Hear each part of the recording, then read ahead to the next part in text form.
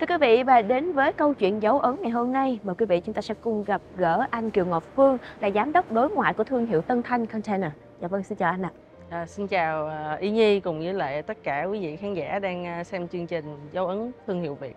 Dạ vâng, gần 30 năm kể từ khi mà sản phẩm đầu tiên của mình, chiếc container đầu tiên của mình đến với thị trường người tiêu dùng tại Việt Nam. Theo anh, điều gì đã khiến cho Tân Thanh Container ghi lại một cái dấu ấn rất là sâu và rất là ấn tượng trong lòng người tiêu dùng? Thật sự ra tất cả tôi nghĩ đó là cái duyên với nghề, cái nghề nó chọn mình chứ không phải là mình chọn nghề. Ba của tôi là ông Kiều Công Thanh, chủ tịch hội đồng quản trị và cũng là người sáng lập ra công ty Tân Thanh, biết được là khi mà cái giá container ở trên thị trường nó rớt xuống đáy, là cái lúc đó rất là rẻ, thì ông mới quyết định là ông mua về để mà buôn bán thương mại. Thì lúc đó khởi nghiệp không có tiền nhiều thì mình mới tận dụng luôn cái container để sửa sang lại thành cái văn phòng cho chính công ty Tân Thanh sử dụng. Thấy cái container văn phòng quá hay, quá đẹp, chất lượng tốt, thì các công trình xây dựng họ bắt đầu họ mua và muốn thuê.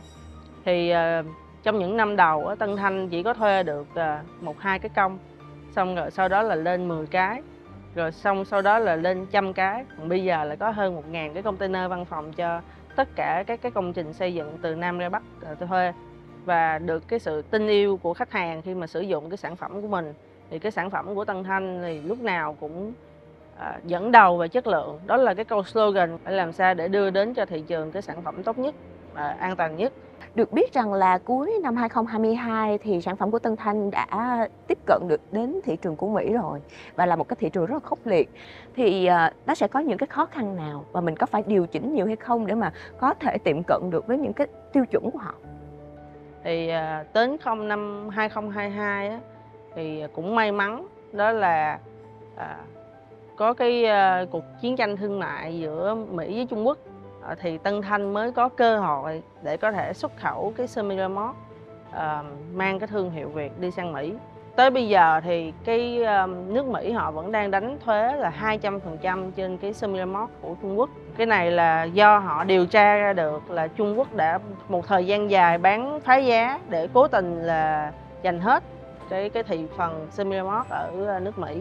Thì được cái cơ hội này thì Tân Thanh cũng cố gắng để mà phát triển cho cái thị trường bên Mỹ.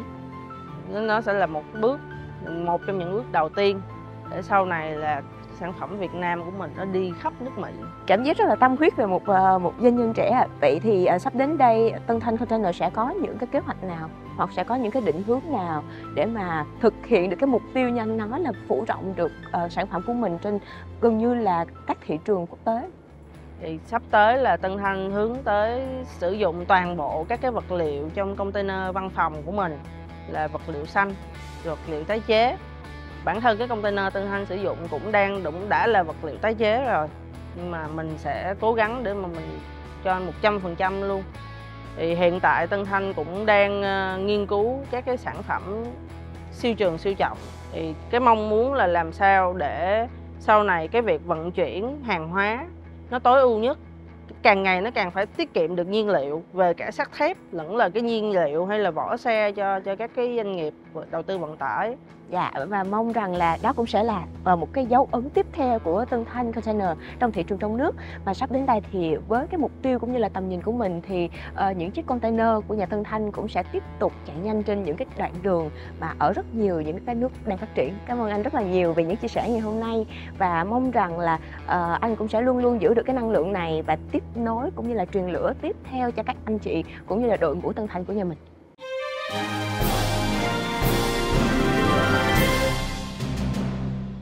Thưa quý vị, và để khép lại câu chuyện dấu ấn ngày hôm nay thì như đại diện cho chương trình gửi đến anh cũng như là đội ngũ của Tân Thanh Container một chứng nhận thay cho lời cảm ơn. Cảm ơn anh vì đội ngũ của mình đã nỗ lực hết mình để mang đến một thương hiệu Việt rất là đáng tự hào. Xin cảm ơn quý vị khán giả và tất cả các đối tác của Tân Thanh đã luôn tin yêu và ủng hộ cho thương hiệu Tân Thanh Container.